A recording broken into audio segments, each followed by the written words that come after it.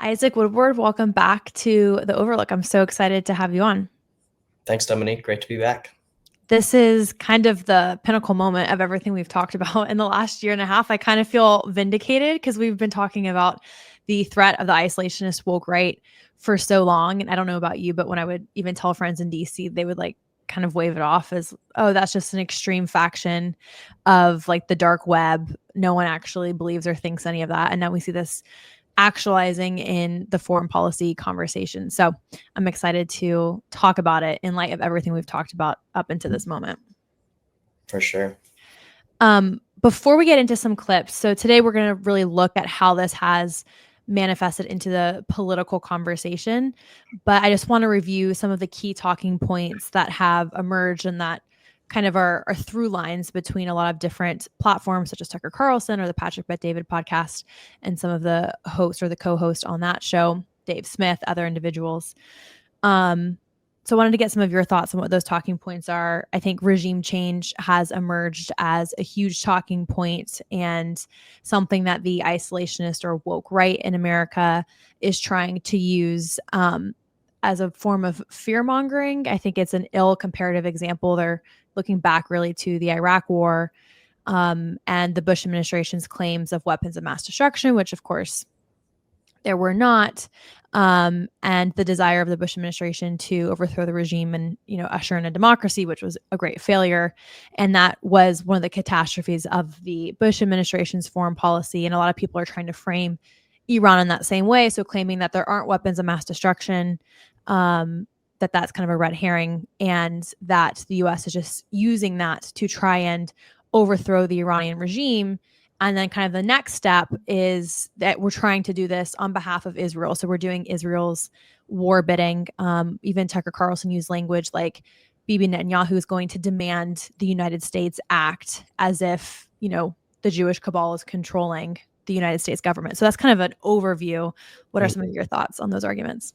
Yeah, I think there's a key kind of sleight of hand they're doing and just disingenuousness. But essentially, yeah, the talking points we're hearing are people that support these strikes want regime change, and regime change like what happened in Iraq, or at the very least, they think these forces behind Trump and others would marshal boots on the ground, whatever it takes to invade and occupy Iran and try to turn it into a democracy. That's implicitly what they're saying the narrative is, which is just utterly false.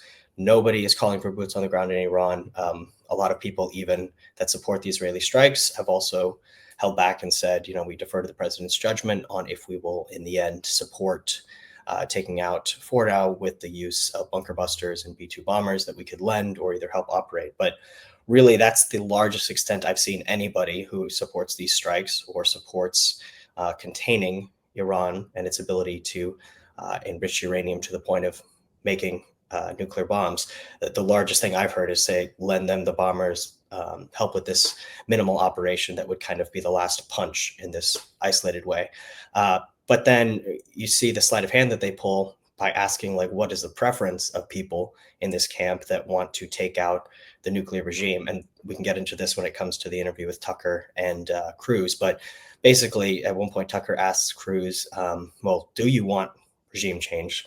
And Cruz responds, I think, like you and I would and others, to say, in the sense that, do you want an evil regime to not be in power anymore? Yes, that'd be great. Mm-hmm. Do we want the North Korean regime to fall? Yes. Do we want Venezuela's communist dictatorship to fall? Yes. There can be lots of yeses to that. The separate question that Cruz repeatedly tried to get into and work through the actual nuances, and Tucker basically went on snarky rants or would laugh over him or interrupt him before he could work out this process of, yes, I might desire a better regime for the Iranian people and one that doesn't threaten us that much, but am I willing to, or am I proposing using U.S. troops or anything like the kind of crazy occupation narratives that we're hearing? Cruz has said no to that. Trump has said no to that. I've heard literally no voices on the side supporting these strikes that say, even if you might want an evil regime to fall, that doesn't mean you're going to go into a quagmire to make it happen. And that's, I think, where there's also just a fundamental issue that comes up in some of the other clips we'll see, where it's a weird sense in which the isolationist side here, and Tucker's side, which he hates that word, apparently it's a big slur to him, But their side, they have a hard time holding in their head the idea that they want to oppose military action, but that bad regimes might be bad. That like Tucker goes and he can't just say he doesn't support the Ukraine war. It's not in our interest. He has to go and like mollify Putin. If you notice how he conducted that interview, there was way less interrupting. There was way more respect shown. And even in the case of Iran, repeatedly pushed, he kind of will barely, give the devil its due in expressing that they actually hate America, that they're evil. And you can have two things in your head. You could be an isolationist and say they're evil and awful, but I don't want to do anything to affect their nuclear capacity or other things. But for some reason, emotionally, the isolationist side wants to downplay the evil of others. And we've seen this also in the history topics of how they go back and rewrite things. So I think that also shows something kind of morally off in their analysis as well. Yeah, 100%. I think that's a great point in that in this process, in the name of being America first, they're calling for policy that's anything but America first. And we've also seen Tucker Carlson. I think the isolationist woke right movement thrives on ignorance and then fear-mongering, which those who might be ignorant to either history or geopolitics are more susceptible to. I was maybe even characterize your everyday American who's not tuned into foreign policy. But characterizing the West as this villain, even Tucker Carlson's talked about like the America we're living in now isn't the America he grew up in. And it's also interesting because this woke right worldview is regressive, right? It's this idea of returning to something that was greater in the past. But Tucker Carlson and others don't ever pinpoint specifically what that historic moment is, but they kind of infer that it's this post-World War II liberal world order that we live in, where we live in Pax Americana, where America is the world hegemon. And if America is supposed to be the greatest, or we're supposed to espouse America first policy, being sympathizers for or apologists for the Iranian regime or China or Russia or the access of chaos is probably not America first policy. It's really interesting to see them dance around. It's very counter to the slogan America first is anything but America first, which I think Trump very aptly kind of pointed out when we were talking this past week about, what is true America first policy. And he publicly rebuked Tucker Carlson, which we will look at in the Cruz interview. His response to it is pathetic, in my opinion. But we'll get to that in a second. So this clip is from the Patrick Bet-David podcast. Not every single one of the co-hosts espouses the similar view to Tucker Carlson, but Vinny, one of the co-hosts, does. And I just want to highlight their coverage of Tucker Carlson and President Trump's kind of back and forth, and then Vinny's short little rant, because I think it really succinctly kind of summarizes everything that we just said and frames what Tucker's been saying for the last year and a half. It's kind of hard to put that all into one clip because Tucker's really spearheaded this conversation and is an amalgamation of everything he's been saying. So here's that clip. The Iranian terror regime has never been weaker. Thank you, Israel. This is what he says. The chance to end them as a destabilizing force cannot be dismissed. In my opinion, Trump would be justified in taking out Fordo nuclear enrichment facility. It would be a righteous decision. And if he does it, no question in my mind that he would deserve the Nobel Prize. This is a once-in-a-generation chance to make the world safer and defend Western civilization, bomb Fordo, destroy the Iranian octopus, restore deterrence, win the Nobel, America first hashtag. That's Scott Jennings. And then here is Tucker Carlson on Steve Bannon talking about the same issue. Very different opinion. Go for it, Rob. He's a deeply humane, kind person. And I am saying this because I'm really afraid that my country's going to be further weakened by this. I think we're going to see the end of American empire. Obviously, other nations would like to see that, and this is a perfect way to scuttle the USS America on the shoals of Iran.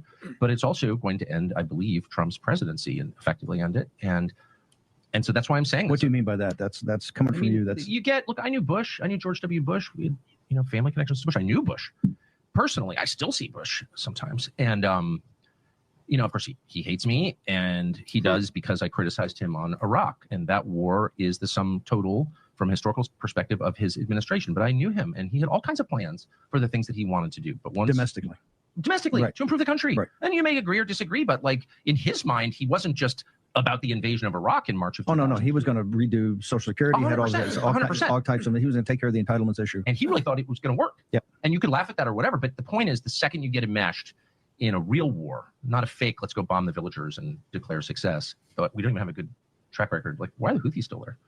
There's a whole other question, which is how prepared is the U.S. military for a real conflict? And the answer is totally unprepared. scary and prepared. Okay, so that's that. They go. But anyway, you have the tweet, Rob, of what Tucker said. You have the tweet on Mark Levin, all these other guys. I can find it.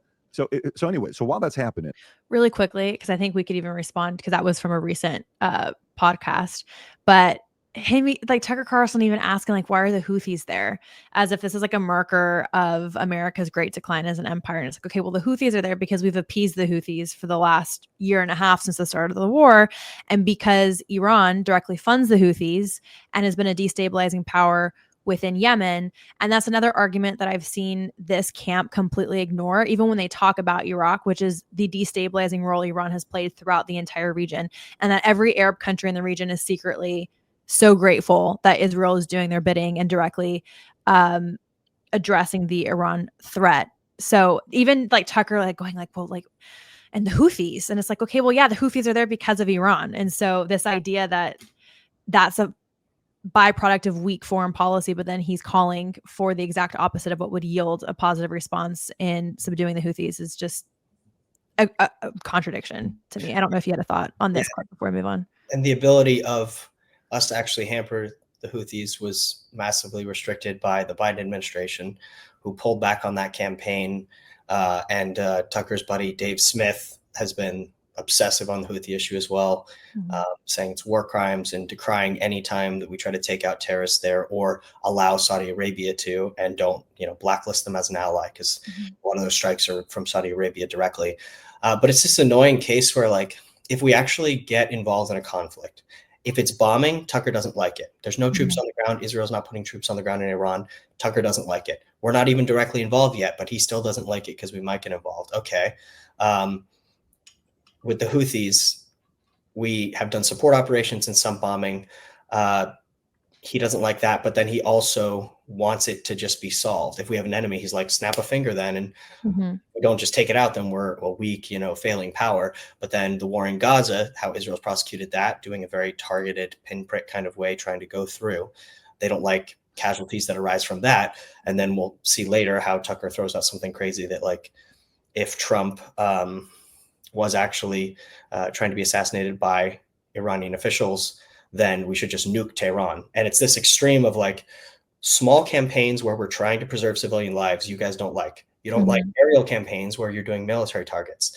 But then if there's another kind of threat, you just throw out there you're going to nuke a whole massive population center, which would have horrific civilian consequences. So they want problems to just disappear, or else we're weak and we can't do anything effective in foreign policy. If we then try to have ethics involved and do more strategic, slow working campaigns, they don't like that either. So there's really no way to win in this calculus. And even this entire conversation has ignored I watched a video. I'll link it in the description to this video down below, because I didn't realize, again, we've seen Israel perform in a very highly discriminative way and with very, very successful levels of precision warfare. And they embedded themselves in Iran 6 months ago and carried out this operation and did not target civilian targets. They were all military targets. And then there's outrage. I believe Daryl Cooper, I couldn't find the tweet, but I saw someone else reference that he said we should just bomb Tel Aviv, which sounds like something provocative he would say. I won't claim that he said that, but Iran is targeting indiscriminately civilian centers. And so even in this moral high ground that this camp and Tucker Carlson is trying to take, it's they're outraged that Israel bombed Iran and Iranian nuclear sites or mullahs, who are essentially terrorists, but they don't have anything to say about civilian city centers in Tel Aviv, which I think goes back to just the deeply anti-Semitic kind of through lines with this as well. It's because, well, it's Israel and they're the Jews, and the Jews are, somehow evilly orchestrating this entire war. But and because I'll just add to, because they try to preserve their own civilian life and are strategic about it, and they don't like to take bodies and, parade their own dead people on camera to attack Israel. They're not calling for the same kind of evacuations. We've seen this in Gaza and in Iran, because Israel actually does try to get people out of harm's way. The gravity of the fact that Iran is continuing to shoot all these missiles at Israel and has been continuously since, I was actually on a trip. We were on a trip together last year, and by a few hours missed one of those waves of the rockets coming across. And apologies for that. Oh, you're good. I thought it was me. I was like, no. Go ahead. That's it. Yeah, we were there the last time one of these attacks happened, and then just a few days ago, there was a strike on a hospital in Beersheba in the south of Israel. And if that hadn't been evacuated, which it was evacuated literally the day before, that it would have been massive, horrific casualties, and an Israeli hospital would have been destroyed. But they proactively try to protect their own people, in contrast to Iran, which seeks to play up civilian casualties and use that all in a propaganda war. Yeah, I completely agree. Which is the same thing we've seen Tucker Carlson and all of the woke right isolationist. And I'm using that term. I think you could be an isolationist without being a member of the woke right. But I think if you're a member of this woke right ideology, which I would say most people in Tucker's camp are, then you're also an isolationist. But the other thing I wanted to talk about is his assessment of President Bush and trying to comparatively draw a line between President George W. Bush and Donald J. Trump, which I don't think you can even do. And the idea that if the United States were to directly respond, then Trump's second term would be over. He'd be written off as like one of the worst presidents in history, like George Bush, which is such a horrible assessment of someone who in the Tucker interview says like he's super close to Trump and he still supports Trump. But that's such a low assessment of the success of the Trump administration's first term, which there was no war. And even the first, half year of his second term has been a sweeping success. So to characterize if we were to go to war with Iran or directly respond to Iran, then that somehow undermines everything that Trump has done domestically is, again, a zero-sum dichotomy that only Tucker Carlson is putting U.S. policy in. President Bush was just a failure, not because he went to war in Iraq alone, but that domestically he had horrible policy as well.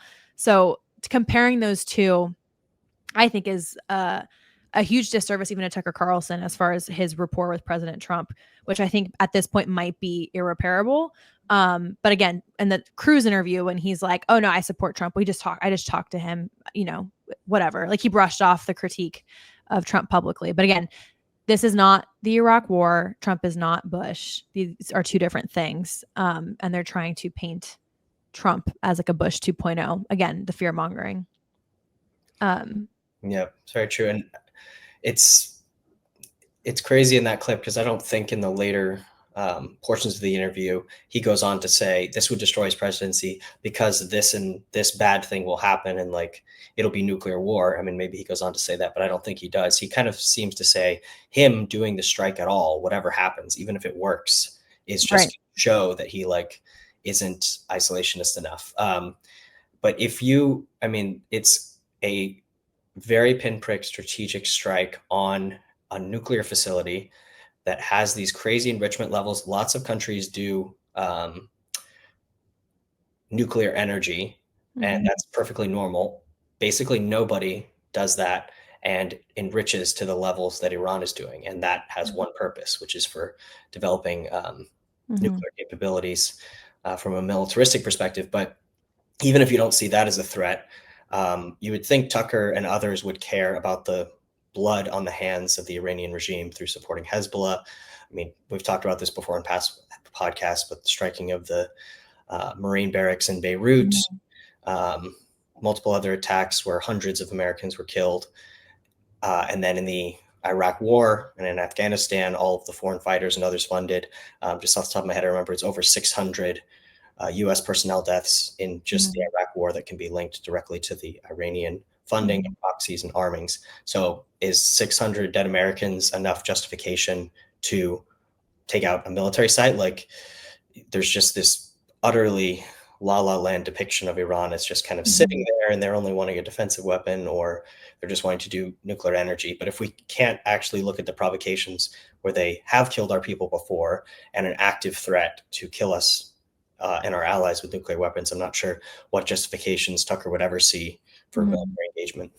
And I'm not a nuclear scientist, and I should know this, but I don't believe you need any enriched uranium for civilian nuclear power. You need it for a nuclear warhead. And also, I don't know of many nuclear civilian power systems that are like built in bunkers way deep under the ground. I could be really wrong with that. But this like naivete that Tucker Carlson has appealed to that, oh, they don't even have a nuclear weapon, is just so disingenuous. And we're about to see, I'll play Vinny's response and then, because it kind of ties in. And somebody asked President Trump about Tucker Carlson. I don't know if you saw this one. Did you see what he said? Live? Somebody asked President Trump, Rob, I sent you the clip if you have that. Here's when he's asked out of nowhere, hey, Tucker Carlson, watch what he says. Go for it. Really a very good job. How does your response to Tucker Carlson criticizing you, saying that you're complicit in the war? I don't know what Tucker Carlson is saying. Let him go get a television network and say it so that people listen. And quickly, have you spoken to Well, damn. Vinny, thoughts on this entire exchange? On this exchange? I And mean, not just this exchange. You know, you have Scott Jennings, one camp that's saying attack, take him out. You got one camp saying no, don't do it. Where are you at with it? just in a nutshell, Pat, I mean, listen, you got to tip your hat to Bibi Netanyahu just from the jump. Every single time this guy has asked for a war and wanted us to get involved, it has worked. Libya, Afghanistan, Iraq, every time. If Trump is warning and we're sending airplanes and we're sending all this stuff, that guy wants it, that guy gets it, okay? And in this whole situation, Pat, like, let's just be honest, Tucker has not shifted. Besides being America first, we don't want any new wars. This is what we were talking about. Yes. This is what we were promised. I don't want another war. Period. And I don't know how does it flip? And that's my question back to you guys. How do you go from no to peace treaty to this to absolutely no war, and then all of a sudden it flips? It's just a complete 180. And it's like I don't understand it. He was pro peace, and then Mike Walls got caught in those rooms with the Israeli signal chat.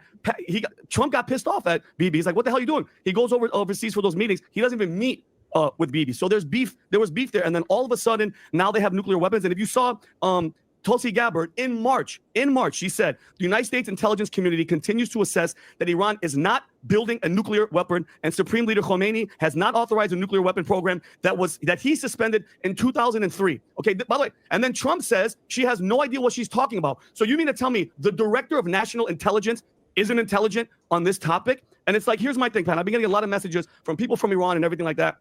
I just hate the games that are being played, okay, especially with Bibi Netanyahu. If you want regime change, which I know he does, just say it. Stop with the nonsense about Iran trying to assassinate Donald Trump and trying to drag us into it, okay? You don't need to do all that shit. Just say you want it. There's 90 million people there. I got a message on Minek this morning, Pat. I got to show you this just really fast. This is a guy on Minek that's Iranian. And you know what his attitude is? He's like, listen, you guys are on. You guys are getting pulled into another war. He goes, the Iranian people need change, but not through war, through their own will, through protests. That's how real lasting change happens, not other countries going in and saying, this is what you need, okay? And in regard to the nuclear stuff, Pat, this is my assessment is that every country has, because I know everybody's attitude is, well, why do they have nuclear facilities and all that stuff? Every country has nuclear energy. That's not the issue. It's transparency. That's why we have the IAEA. It's the International Atomic Energy Agency. Their job is to verify that nobody's building bombs, okay? Iran signed it. They go there. They check on their shit.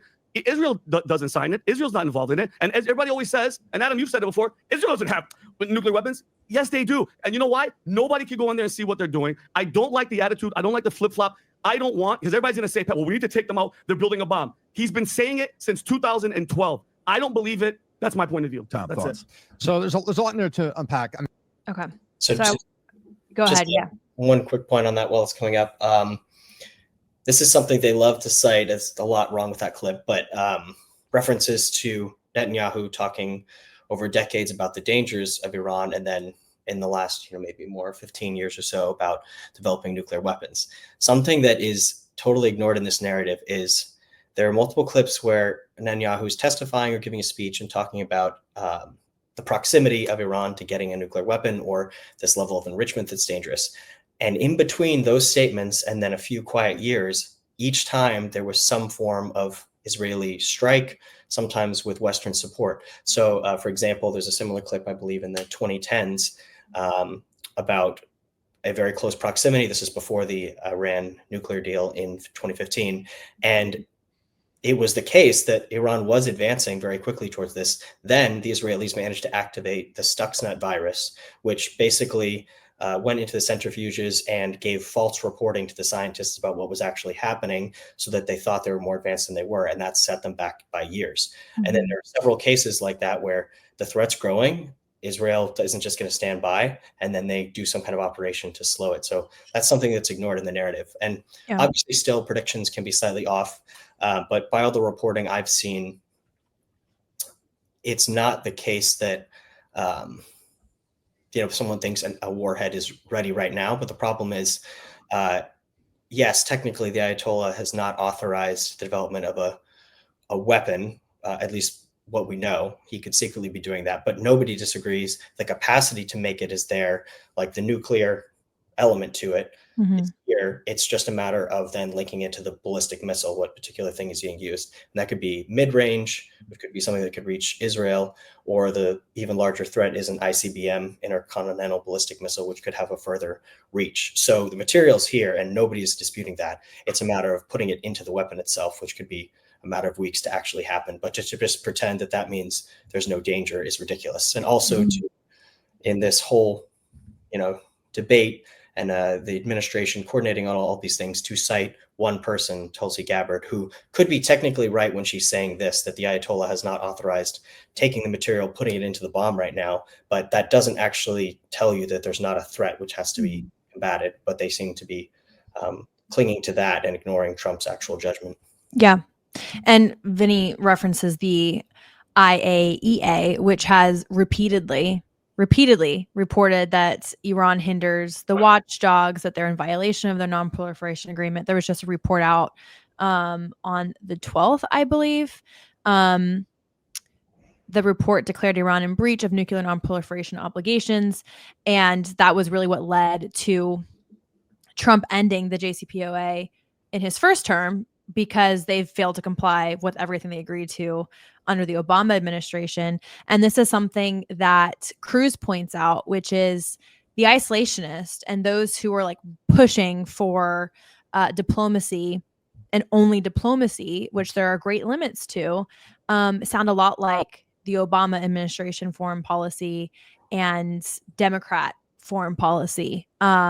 It's not compatible with Republican or conservative status quo, either trends or general beliefs that characterize the party's foreign policy. So it's really interesting. And the other thing I want to point out that Vinny kind of said, was like, well, we were promised peace. Vinny, like everyone who's this like really idyllic isolationist reminds me of like a kid who just like didn't get something that they were promised in good faith. But there are reasons why there's not peace. And Iran, both trying to achieve a nuclear weapon, which we've known for decades and decades and decades. Dr. Khan, who was the basically black market father of the atomic bomb or the nuclear weapon in Pakistan, also sold dark web, black market information to Iran and Libya. And that's kind of the cause of a lot of the wars that happened that they're referencing. So there is legitimate and historic precedent for these conversations and the belief that Iran is trying to obtain a nuclear weapon. And the Trump administration did pursue all avenues of peace. And I would characterize Trump as a restrainer. I don't like that isolationists and staunch isolationists are being called restrainers, because I believe President Trump has shown great restraint in his first administration. He explored diplomacy, the Abraham Accords, of course, being the historic and great example of that. But if you're dealing with a rogue or belligerent state like Iran, who again has inflicted October 7th on the state of Israel, but if you have something against the Jews, and this is something that Trump even said too, like Israel or no Israel, Iran is a threat, and it's a threat to the entire region. So yes, sorry, Vinny, and all those who wanted peace. I think every American wants peace. We are not bloodthirsty, but if you're dealing with someone who has zero-sum aims and have left you no other avenue than direct response, I don't think you could characterize Trump as a warmonger. I think he's been one of the greatest presidents when it comes to trying to achieve peace through strength. But the strength part also requires robust soft power, which is like diplomacy, but you have to have the hard power to back up any deterrence. And we've lost a lot of deterrence because of the catastrophic withdrawal from Afghanistan and also our really weak policy with China. And so we have to respond in some way to Iran just to reinstate our deterrence abroad, which is needed for America First policy. Okay, rant over on my part, but this is the interview between Cruz and Tucker Carlson. I have to say, I don't think Cruz did a very good job at all. Even though I agree with his policy positions, I don't think he defended them very well. I wish he had kind of come a little bit more prepared. So just making that kind of caveat before we get into it. But we're not going to watch the entire interview. I think it's almost 2 hours, but we're going to pick some key points from the conversation. the first thing we're going to touch on is kind of that isolationist point we talked about in the beginning, which is why is there chaos at home? Why aren't U.S. politicians addressing it? And then why are we giving money to Israel? And then what role does AIPAC or foreign intervention play in changing the calculus of America, which Vinny also in that clip I just showed you kind of hinted at too, like, oh, Trump has always said he wanted peace. He didn't even visit Israel when he went to the Gulf states. And then he flipped a switch, and like the unspoken insinuation of that is like the Zionist or the Jews or someone embedded by AIPAC somehow changed Trump's calculus. And that's what Tucker's getting at in this clip as well. That's an example of peace through strength. I wonder, I mean, is there anybody who was alive in 1989 who wouldn't trade that America for the one we live in now? There's not one person, I don't think. Oh, sure. But I mean, just the basic metrics, debt, suicide rate, life expectancy. I wonder why after that victory, America didn't thrive in the way that we thought that it would, that I thought that it would. My family was involved in that. I mean, we were very focused on it in my house. Like, Yeah. we won. And I wonder two things. Why didn't the United States kind of declare victory and make some sort of arrangement with Russia that allowed like mutual prosperity rather than continuing a Cold War? And second, I wonder why the United States didn't get a lot better. Like, why don't we have better infrastructure? Why don't we have fewer homeless? Why do we have all these drugs? Like, if we won, why does our country look like this? I walked across from Union Station this morning, as you do, I'm sure, every day. And those people lying in the street, sleeping outside. It's like, what is that? We're sorry to say it, but this is not a very safe country. Walk through Oakland or Philadelphia. Yeah, good luck. So most people, when they think about this, want to carry a firearm, and a lot of us do. The problem is there can be massive consequences. Warehouse to get yours today. Burn. This is sad, but it goes to the same rhetoric of like, America's not safe. And the clip that we just watched kind of picked up on the conversation of the end of the Cold War. And I think it's so disingenuous of Tucker Carlson to characterize America now as worse off than America then. And yes, do we have our own set of issues because of the advent of technology and other influences? Absolutely. But technology is a global endeavor and also issue socially. So that's not unique to America. I think he's making an analysis that doesn't account for the time and period in which we are now that looks very different than the Cold War period.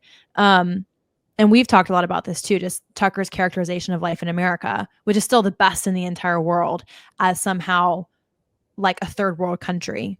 I don't know if you had any thoughts on that before. Yeah, it's ridiculous at multiple levels. It's a separate conversation somewhat on America now versus then, but there's great resources by the economist Thomas Sowell out of the Hoover Institution, his book Applied Economics, and also Discrimination and Disparities. The Economics and Politics of Race is another one, but multiple works where he and others go into detailing what actual material things have changed over the decades, what's improved, what hasn't. A lot of things that go into that have to do with household income versus individuals and how you track that. The size of households can get a little complicated, but you know, it's definitely an overly gloomy depiction of where exactly America is now. It's also very like geographically centered. So Tucker now lives in Maine a lot of the time, which is like a, you know, declining northeastern state. And then he grew up a lot around Washington, D.C. And there's definitely a lot of issues around Washington, D.C. I can say as a taxpayer here for several years now. However, other parts of the country have expanded and have more freedoms and are doing great things. It's always a dynamic picture. All that being said, he could be correct that domestic life in 1989 was better than it is now, but he makes zero logical correlation to explain why that means it was like a waste of time to take down the Soviets, or why now doing a strategic bombing campaign in Iran to take out their nuclear program somehow means you don't care about homeless people sleeping on the street outside Union Station or people addicted to drugs. Like it's just apples and a tuba. There's no relation to. He doesn't even try to prove it. He just kind of vaguely throws it out there, which is one of his favorite tactics. Yeah. I think he's, because Tucker Carlson and Dave Smith, they all love to point out fallacies, but I think he's committing, there's like a fallacy of composition. Like you're taking like this one part, this one aspect, and then you're characterizing an entire whole by an aspect of it. And yes, there are, I used to live in Washington, D.C. I'm very, very familiar with the crime. But I would say that's more of a reflection of internal domestic politics, and a lot of the countries or the cities he points to, even like the New York subway system, Washington, D.C., are run by very radical or corrupt left-leaning governments. And not to make it political about left or right, but I think there's like a really healthy debate to have internally about left-right politics in America. It really has absolutely nothing to do with wars or conflict or establishing deterrence abroad. And also, it's like he's an apologist too for Russia, also like claiming that the world is in a better place at the fall of the Soviet Union. I think you could probably ask a lot of Central European countries even. I know quite a few people from the Czech Republic. Like my family's from Cuba and Soviet influence in Cuba. Like the idea that the world is not a better place because of the Pax Americana that we live in is also, to me, that makes Tucker Carlson the true traitor, just his worldview. And yet he kind of plays this double speak in this game of claiming he's a patriot, but then being an apologist for like the Soviet Union. Like, in what world is the world not better after the fall of the Soviet Union? Okay. We shall continue. It's mind-boggling to me. I can rant about it all day, but we'll continue because there's a lot to cover. The Cold War being over and moved us more to the left, and then Obama accelerated it a lot. So there are lots of bad economic policies, but I also think they're cultural things. The loss of faith, I agree with all of family. I know what you're going to say, and I agree 100%. I bet there's not one word that I would disagree with. All I'm saying is, like, I think it's important to step back and ask. But I actually think Russia has very little to do with it. So, well, that's kind of the point that I'm trying to make, which is like we're all sort of focused on beating our adversaries abroad, but what is victory worth if our own country becomes what it is now? And maybe we're spending a little too much time focused abroad and not enough time focused on the people sleeping outside Union Station. So look, I absolutely think we need to focus at home emphatically, and we need to focus on prosperity. We need to focus on reducing the debt, reducing spending, empowering people, low taxes, small businesses, American free enterprise. It's the most powerful force for fighting poverty the world has ever seen. I'm 1,000% there.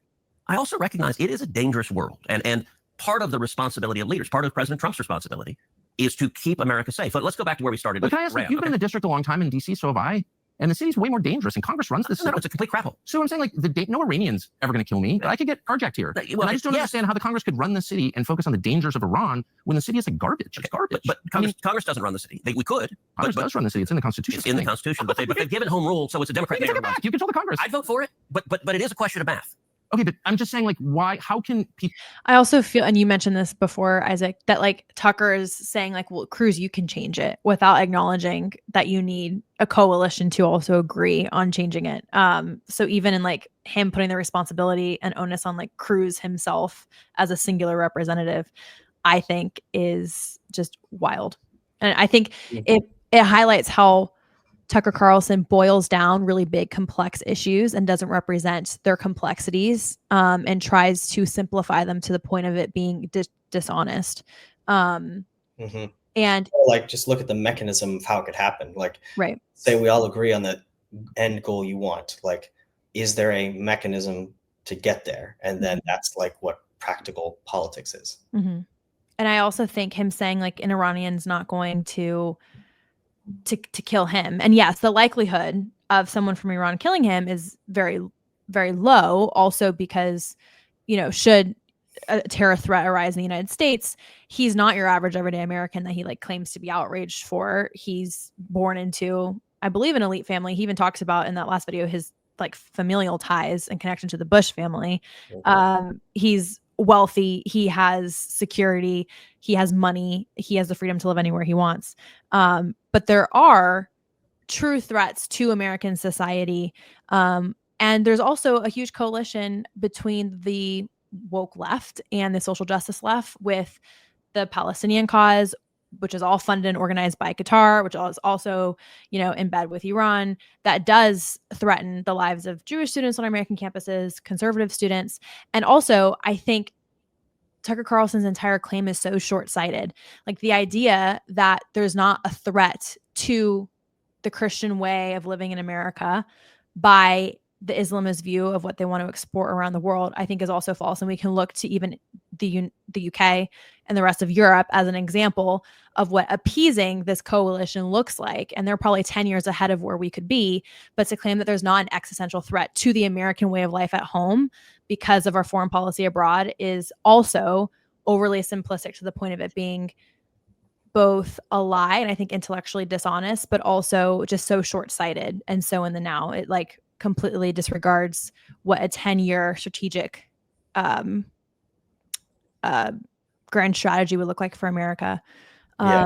Just as a small addition to that, it's also like, again, we've established domestic policies here, foreign policies here.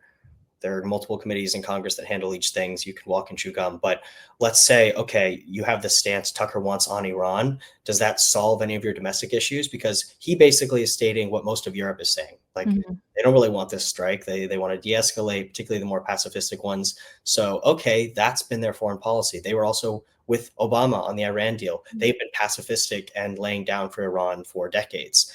But all their domestic policy got worse. So therefore, if you appease Iran, then you're going to get mass migration and horrible stuff in your domestic market, except no.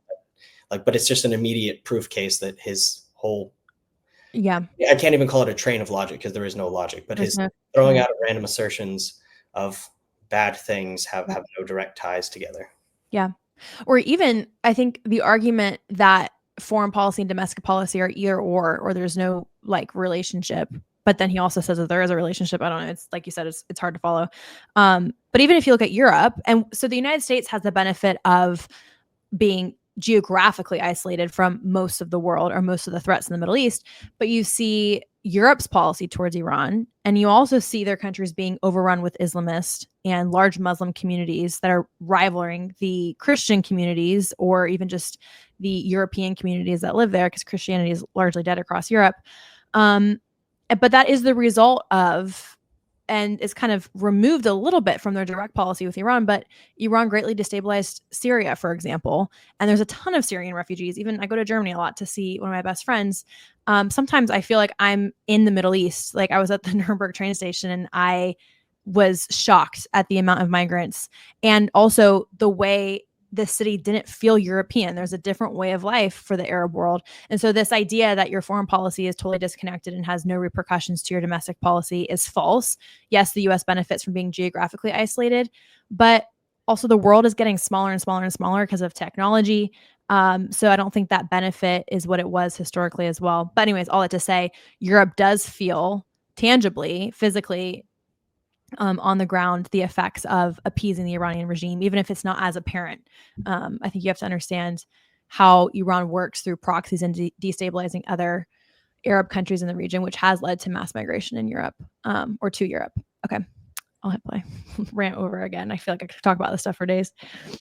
People ignore, it's like if my own kids are drug addicts, but I'm focused on my neighbor's kids, it's like I'm neglecting my own kids. And there's a sense in which the Congress is neglecting the country that elected them in favor of this relentless focus on other people's problems. That's the way it feels as an American. Look, there are lots of problems in America that we need to fix. Why is DC a pit? Because you have a mayor and a Democrat city council that won't let police officers arrest bad guys. And in every city you see across the country, whether it's New York, whether it's Chicago, whether it's LA, whether it's San Francisco, if you have Democrats, we see the LA riots where they won't let people be arrested. All right. Then why not work in regime change here? Why not use the bully pulpit? What do you think I do every day? I never see a Republican senator stand up and say, I just walked to work this morning over people dying of drug ODs. We're going to shut this place down unless they fix it. They're mad about Putin. Like, what did Putin do to Washington? Nothing. Look, in terms of regime change, let's talk this week. The riots in LA, I've made very clear that the cause of those riots are Gavin Newsom and Karen Bass. And when you elect communists who hate America, who stop law enforcement from arresting criminals, you get what you get on the street. Amen, I agree. My in-laws are Californians, and they're to our country. The dollars spent, the aid packages to Ukraine to pay the retirement of civil servants in a country that we have nothing to do with. The endless support for Israel, very expensive. When people are literally buying groceries on credit in the United States, can you feel like it's nothing against Ukraine or Israel? All right, let's stop. You said the support for Israel very expensive. How much support do we give to Israel? Well, you tell me. You vote for it. Yeah, it's about $3 billion a year is the military assistance. Was that the only assistance? Yeah, we just have military assistance. Israel does not have additional assistance. There's an MOU, a memorandum of understanding, and it's $3 billion a year. So what is it costing to support for the bombing campaign to protect Israel right now from Iran? So I don't know right now, but I'll tell you this. Let's go back to the touchstone on foreign policy, American interest. Our support, our military support for Israel is massively in America's national security interest, and it benefits us enormously. Well, before we can make independent judgments about whether or not that's true, and I'm certainly open to it, I think we need to know what it costs. So what's the annual cost of defending Israel? Do you know? $3 billion a year. No, that's the aid. But I mean, the cost of the weapons, for example, the cost of U.S. personnel there, the cost of moving ships to the region, which we're doing right now, the cost of moving tankers, all of that. Do we know what the cost is? So look, the last week, I don't know. And there's some lag when the administration on the Constitution, the commander-in-chief has control of the armed forces. And so President Trump has made some decisions that we'll know the cost over time, but I don't know the last week. I don't have visibility on that. The annual cost is $3 billion. It's a 10-year memorandum of understanding, and that's the principal driver of the cost. But let me make a point. We get massive benefits from Israel. Israel shares the Mossad is one of the best intelligence sources on the planet. The enemies of Israel, the people who hate Israel, they all hate us. It's almost a perfect overlap. And so if we tried to recreate, if we're just trying to defend America, we tried to recreate the national security benefits of our alliance with Israel, it would cost, I don't know, $30 billion, $300 billion. So can you elaborate? And again, I'm going into this as someone who's always liked Israel and still does. But I also think at this point, given where we are, it's fair to ask rational questions about what the benefits are. Good. So does Mossad share all of its intelligence with us? Oh, probably not, but they share a lot. We don't share all of our intelligence with them, but we share a lot. It's a close alliance. Do they spy domestically in the United States? Oh, they probably do, and we do as well. And friends and allies spy on each other. And I assume all of our allies spy on us. That's okay with you? You know what? One of the things about being a conservative is that you're not naive and utopian. You don't think humans are all. Part of the reason socialism doesn't work is the mantra from each according to his abilities to each according to his needs doesn't work. Okay, Isaac, some of your initial thoughts. Yes, yeah, just as a last tie into the DC home rule thing, Cruz also answers in that it's a few key senators, even Republicans, that for arguments of federalism, which doesn't really apply to the district since it's carved out in the Constitution to be essentially run, but home rule, essentially wanting to have locals decide things. There are some Republicans that don't want to vote to take over the municipal government fully and solve these problems. But Cruz says, I would vote to support that. I would also support that too. So it's just, again, a non sequitur to say like Cruz has no way to change that, but he could try to work on this thing. Yeah, with regard to focusing, they go more back and forth on the whole spying thing. There's a variety of reasons into this. There have been some cases where Israeli spies have been caught here. We also spy on Israel. We spy on Germany. There's a famous case, I think, during the Obama era where the Germans figured out we were bugging Prime Minister Angela Merkel's phone.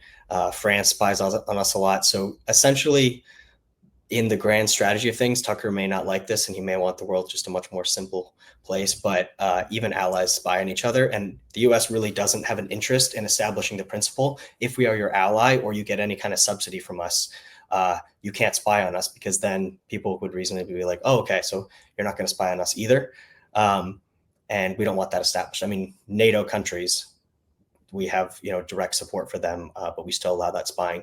And oftentimes too, that's not about like spying for the purposes of subverting the country. There are times where like we've picked up things in chatter of terror cells in France that then link to here, vice versa, other countries. So it really is in the strategic benefit, because then when certain things arise, it can have, a lasting support for all of it. But it's hard to get over this sense that Tucker just kind of resents us involved with Israel. He throws out all the time like, oh, I don't have anything against them, but like the amount of subsidies we give to them pales in comparison to Egypt. I forget what the number is, but it's the largest recipient, many, many more billions than we give to Israel. I don't see anybody out on the streets about, defund the equivalent of AIPAC for Egypt, which I don't even know if they have necessarily, because they just already getting what they want. Is that because people are bribed and paid off? Like, none of this stuff makes sense when you apply it to another country, but it does make sense if you see people laser focused on a tiny country here and not holding anyone else to the same standards they're trying to hold Israel to.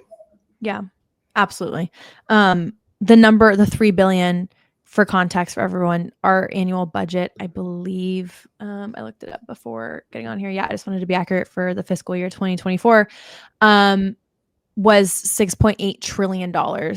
So Tucker Carlson honing in on like the amount we give Israel, which interestingly enough, I've never heard him outraged that we give aid to the Palestinians, and that's just like a blank check aid. So he doesn't seem outraged by that. He just seems outraged that we give $3 billion in military grants to Israel. We were talking about this before we started recording. It's not a blank check. It's not like the money that we've given to Ukraine. It's not like humanitarian aid given to the Palestinians.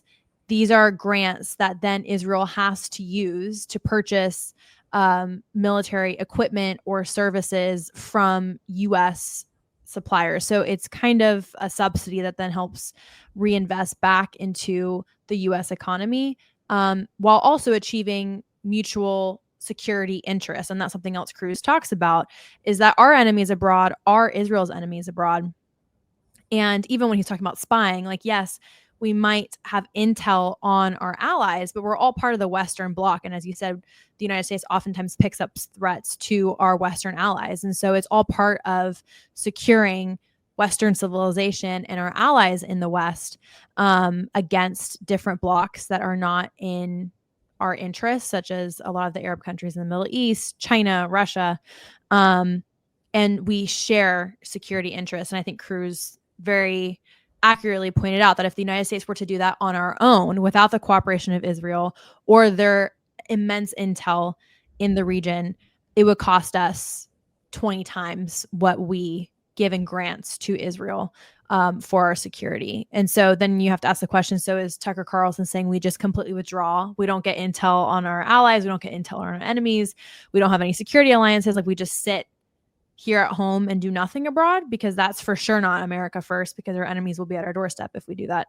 Yeah. And I think just to add to that, even just taking out of the fact that it's an allied country that supports our interests, there's a economic and military benefit from the production side. So these kind of vouchers or money is sometimes given to Israel, but again, has to go right back here. Sometimes it's directly in the form of weapons. What that means is an American factory somewhere, in Ohio, New Mexico, wherever it is, somebody goes to work, they're getting good wages, making a weapon that's then going to be used in all likelihood probably to kill a terrorist. Like, if you think of some of the strikes they did on Nasrallah, who the head of Hezbollah was behind the killing of over 200 Marines and other military personnel at the Beirut bombing. So guy driving, getting his Dunkin' Donuts, going to the factory, doing the thing, making the bomb, that keeps our manufacturing flowing. It keeps, the skids and the gears of the actual assembly line going, whatever, the metaphor of the particular technology involved. Then that thing goes towards somebody who at the very least also hates us, even if you don't like other things about the war. But that also allows us to take older stockpiles of weapons. So sometimes it's not that we're making it in the moment, but we have, a surplus of these things that aren't currently being used. That's true in particular for like smaller to mid-range ballistic missiles and other things, since we're not involved in some kind of big hot war. So those things go, but then we don't just sit and like keep making the same thing over decades. We're constantly innovating and updating technologies, getting more advanced. The massive innovations that have come about in defensive missile technology through the Iron Dome and other things, which we've collaborated on with Israeli scientists. And now we have that. If we were ever under attack, or if our bases were under attack, or if a war between Taiwan and China breaks out, all of that innovation is then productively used. So it's not even just a matter of a just cause or an ally. It's also the case that helps us in our own updating of military processes in a way that could very tangibly save American lives at some point in a future conflict. Yeah. And I think it goes back to the isolationist, and I want to clarify, the woke right ideology that's kind of been now intertwined with the neo-isolationist movement that's currently happening, with just being highly suspicious of Israel as a state and as an actor. Like, I think the baseline for someone like Tucker Carlson is that they're nefarious, or they're using the United States to do their own bidding. And so they assume that Israel is a bad actor. And then by association, the United States is complicit, which is a word that Tucker Carlson used to describe the United States' role in his newsletter last week, that was essentially predicting the end of the world. I think the newsletter was literally called like the last newsletter before all out war, or like World War III or something crazy like that. Okay. So I think this is going to end up having to be a 2-part episode. But I want to conclude this section of the episode on AIPAC, because just circling back to that, we've talked a lot about AIPAC here on the podcast before and together, as kind of that mechanism of control for Israel, again, painting Israel as kind of a bad actor. And knowing now what we know of Tucker Carlson, and seeing through fair registration reports that he also has ties to Qatar, is super disingenuous. And it's something that I think makes Tucker Carlson's arguments actually make a lot of sense, meaning they're not meant to actually make sense. I think, is being fed talking points, or his interests are somehow aligned with actors who are not America first, which is why the policy he's prescribing is inherently not America first, even though that's what he claims. As a conservative, I assume people act in their rational self-interest. So it's conservative to pay people to spy on you? It's conservative to recognize that human beings act in their own self-interest, and every one of our friends spies on us. And I'm not. Do you like it? That's my question. I'm not asking whether they have motive to do it. Of course they do. I understand that. This is just really quickly, I know I just hit play, but like Tucker Carlson and Vinny, it's like, oh, but we were promised no war. And oh, well, do you like being spied on? It's like, okay, but Cruz is pointing out there's inherent human nature. States act in their own vested interest, which is to maintain their protection, maintain their sovereignty, and their security. And so even if Tucker doesn't like it, that's a fact of human nature and how states then operate. And it goes back to this like idyllic way of looking at the world, which is so removed from reality that then no foreign policy and no even domestic policy at that kind of measure will ever be enough or ever be adequate. So yeah. Mm-hmm. Do you like it? It's like, well, no, but you don't like war either, and war happens. So that, and by the way, I'm not mad at them. But you're an American lawmaker, so I just want to know. Hold on, I want to know your attitude. Yeah. You said that your guiding principle, in fact, the only principle, the only criterion. I said guiding, the overwhelming. I wouldn't say only. Is it in America's interest? Is it in America's interest for Israel to spy on us, including on the president? It is in America's interest to be closely allied with Israel because we get huge benefits for it. And you want to see the clear. But I just want to stop on this line for a second. That it takes place, as you know. And including on the president of the United States and several precedents. And I just want to know if that's okay and why is it okay? Wouldn't an American lawmaker say to a client state, you're not allowed to spy on us? I'm sorry, I know why you want to. I'm not mad at you, but you're not allowed to. I think Tucker's also setting him up to ask him about AIPAC and basically say like, oh, you're okay with it? Well, is it because you're getting bought off? But also, interestingly enough, Tucker's not acknowledging that our adversaries also spy on us, including Qatar and Iran and Russia and China. That doesn't seem, it's like he's directing his outrage and anger at our allies, which sure, you might not love it, but it happens. That's just like a fact of international affairs and politics. But he's not acknowledging the nefarious actors who spy on us, who don't have our shared mutual interest at heart.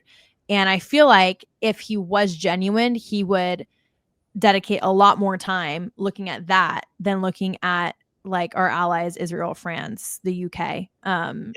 And he uses the phrase their client state. But by that definition, again, like we really have no peer allies. Like, is the UK a client state? I mean, all of Western Europe there and the NATO countries, they benefit a lot from our military subsidies into NATO, but it also has strategic benefits from us. If we want trade ships to go past certain countries through their territorial waters to get something you want to buy from Germany or Taiwan or anything else like that, there is a good reason to have alliances and have ties like that, military sharing and information. But if we were to assert the standard, any country that's weaker than us or a client that benefits from us on net cannot spy on us. That'd be basically all the world of our allies. And like you said, our enemies are also spying. It wouldn't really be workable. And again, too, we don't want to die on the hill of like completely against ally spying because we do actually do it ourselves. Now, do we like that fact? Like, no, do we like the fact that there's a terrorist cell? Like, I'm just asking you, do you like it? Do you feel warm inside that there's a terror cell that might be operating in an allied country or in our country? No, I don't. And one way to possibly ameliorate that would be if there is, you know, intelligence sharing and other issues like that. But it's just a reality of, you know, global strategy that, like you said, Tucker kind of fixates on like a 2-year-old. Like, I just don't like it. It doesn't feel nice. It's like, okay, yeah, well, life isn't nice. Things aren't nice. It's like, I remember when we were in Israel a while ago, we had one student who was like a staunch pacifist, and nothing we said to him, not like, you can't engage in an honest debate with someone who doesn't see the world as it is. And I think Tucker, but again, and this is something I'll make a point at the end of this episode of saying is, I think it doesn't make sense because Tucker Carlson is not actually interested in a view of the world that's accurate or for a solution. I think he's made a career on being a contrarian, and like we've already noted, like nothing measures up. And all the good actors in the West, although imperfect, are like somehow the villains to him for their imperfections. But the authoritarian regimes abroad that he addresses are like misunderstood. Like Russia's just misunderstood post end of, you know, the Cold War, and Iran actually doesn't even have a nuclear weapon, and even if they did, they wouldn't want to use it. It's so, again, intellectually dishonest, because I think Tucker Carlson's a brilliant person. I truly believe his interests have been bought out by Qatar. And it's funny, if you go on X now, that's also a very common narrative, and with Candace Owens too, of like, oh, like how much did your Qatar like handler pay you to write this? So we're gonna look at his comment on AIPAC because it kind of ties in, and then let me just add one point to that too, because this, I think it's very relevant. It's a good contradiction you're highlighting, where he likes to pause on these minor points, and his claim there with Cruz is like, I'm not saying they won't do it, or like, we'll stop it, but like, just tell me if you like it. Like, what's your emotional gut? And then he gets morally outraged if Cruz doesn't just say, oh, this is horrible.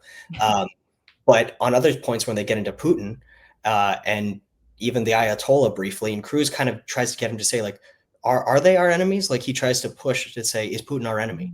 And Tucker repeatedly pulls back, does not want to say it. He says, well, technically they are, like, by definition, because we're engaged in supporting Ukraine. But implicitly behind that is he keeps saying they shouldn't be, like, he should not be our enemy. He's not actually our enemy, but yes, by technical standards, since we're supporting an ally that is fighting him, then he's our enemy. But like, the stuff like that, or they get into his KGB past and him being a thug, and how evil Putin is in different ways. And Tucker kind of laughs it off, and he gives this cynicism there of like, yeah, the world's a messed up place. Like, you know, people do bad things. And then he goes on to say, basically like every world leader kills people. Like, I don't like it, but they do.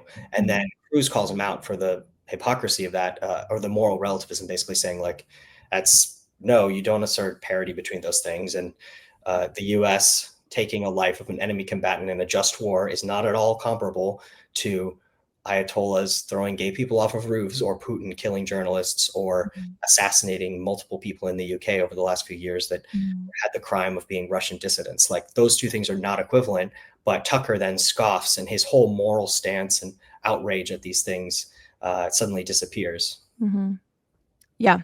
It's just because he's really an apologist for these regimes. Like, he downplays, like, he makes it his business to downplay their atrocities.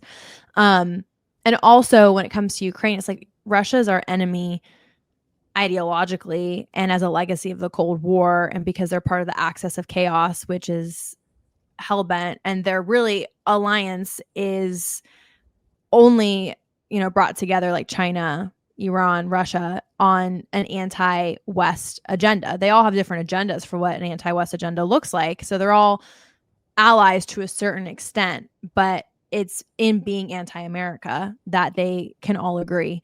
And so, yes, we're enemies with Russia, not just because of the war in Ukraine. I feel like he's like elevated the war in Ukraine as like, well, that's why we're enemies. It's like, well, no, we've been historic enemies with Russia, with or without the war in Ukraine.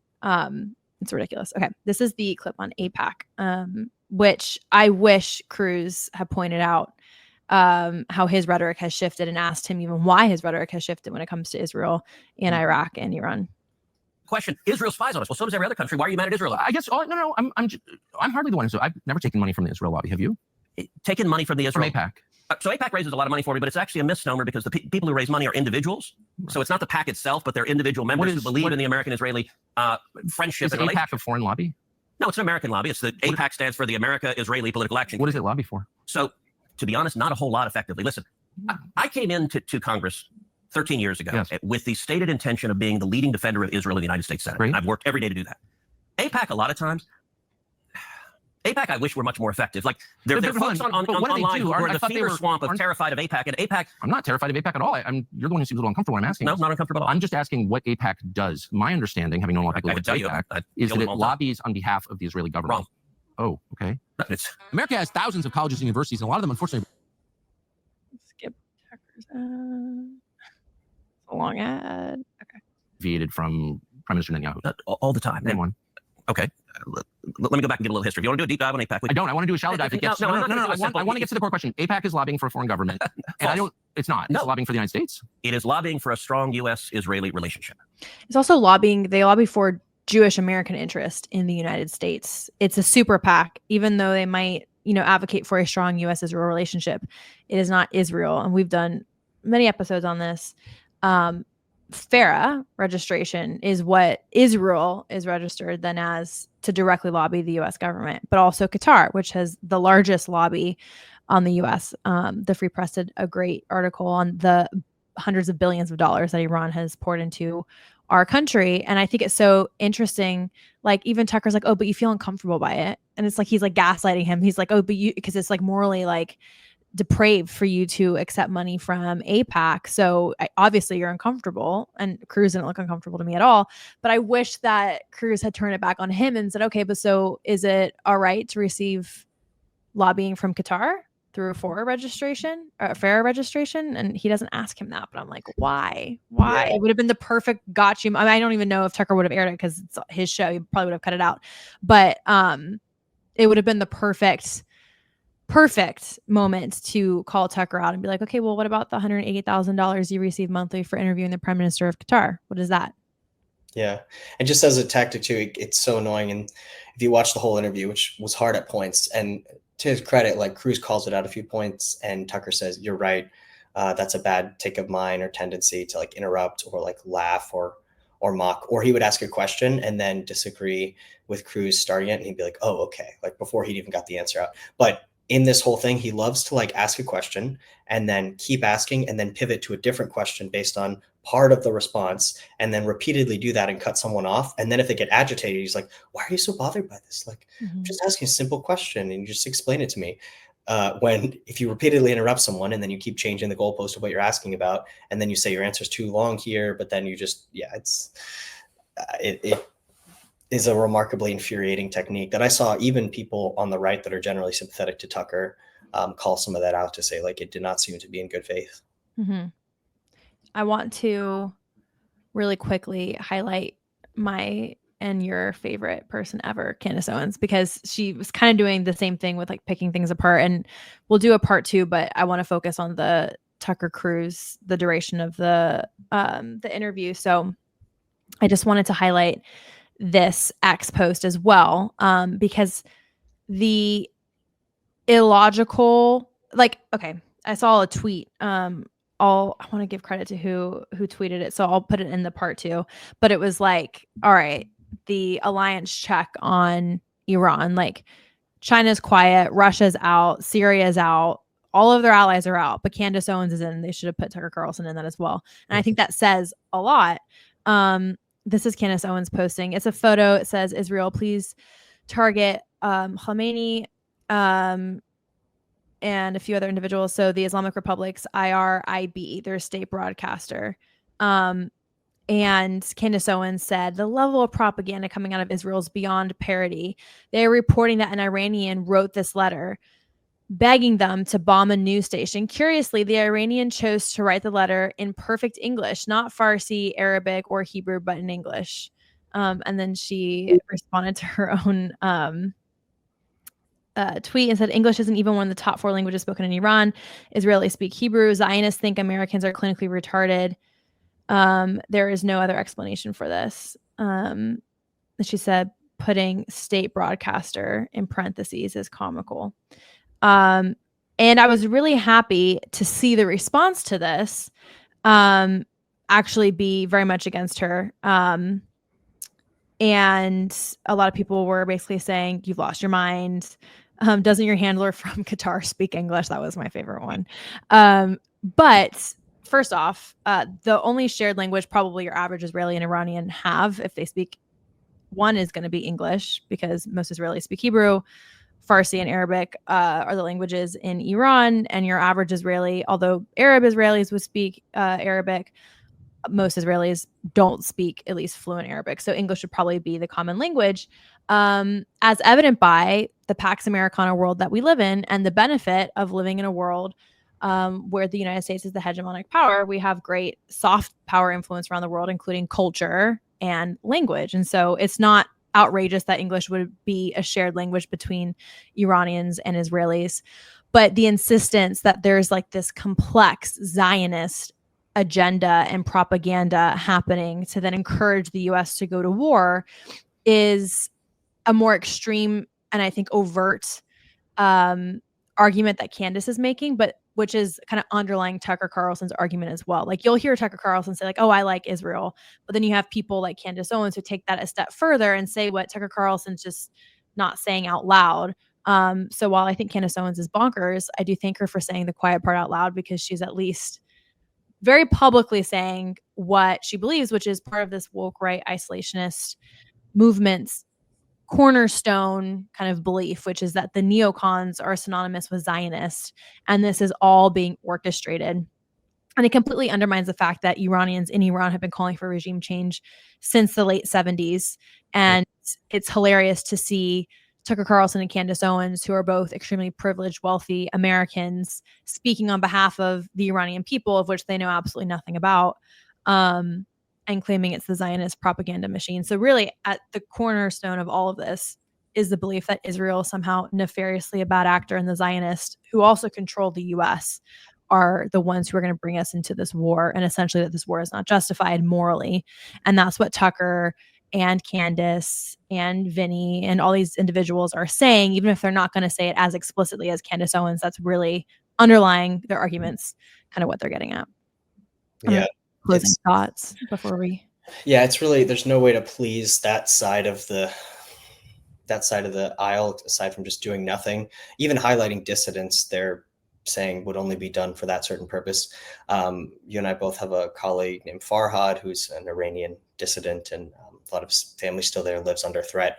We've met many Persian people that are very against this particular regime. Patrick Bet-David goes on to talk about that too, who's of Syrian and Persian extraction from Iran, and how evil the regime is. Even people on the fence about this, like, it's kind of a weird hill to die on, that to say that the people don't actually hate this regime. But even aside from that, let's say, okay, you think it's cherry picking or selective, but they wouldn't support any kind of intervention either way. It's not like if all the people wanted it, they'd be okay with it, or if only 2% of the people wanted it. Like, they think it's all bad in general. They think just hitting military targets right now with the bombing is bad.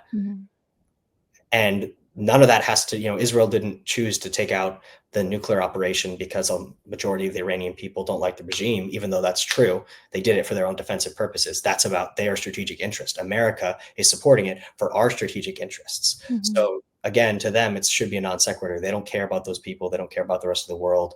But then they also seem to claim to be operating from America's strategic interests. And then when we demonstrate the strategic interest of America in holding the Iranian regime accountable for the thousands of U.S. fatalities and casualties they've caused over the decades, the unashamed hatred of America, doing everything they can to subvert us consistently, like all of those provocations, and then are doing a very minor support for a strategic operation against military thing, that doesn't clear their standards of evidence or what they want to see happen anyway. So you really get the sense that they just want us to sit back, do nothing, and withdraw from the world. But then if those implications actually happened, and sea lanes were threatened, and the Houthis could expand, and Hamas takes over Gaza, all of these other things that would have massive ripple effects for Americans and our economy, if that actually happened, then they would complain and say that it's a symptom of American decline, because I think that's really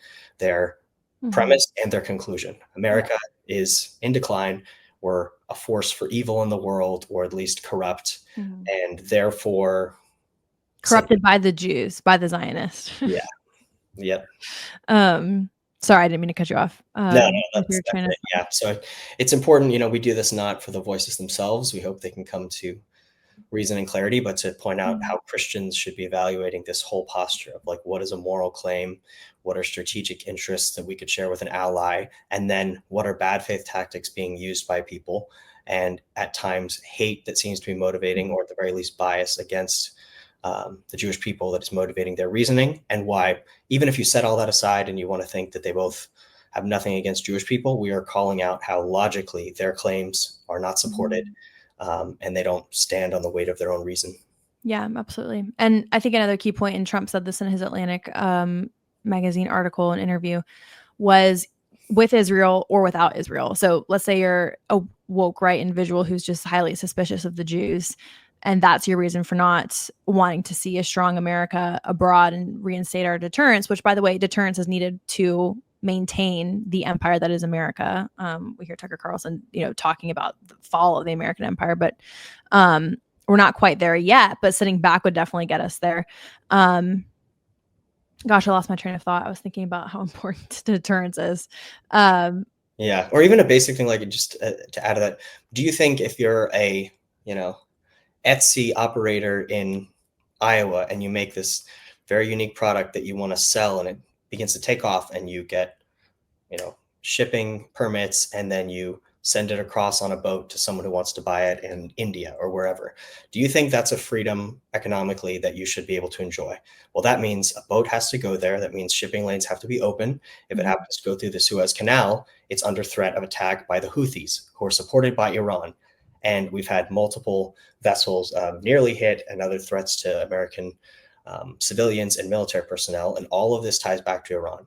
So if you think that basic freedom should exist, that you shouldn't let a tin pot dictatorship with radical evil Islamist ideology affect your ability to economically operate, then that means you want to destabilize this international terror network that Iran has. I think people make it so abstract as if none of these things affect us, but we know with oil prices, other things, like all of this is very interconnected. And you cannot claim to support the interests of America economically, freedom-wise, and then just throw up your hands and pretend like nothing is happening off your shores.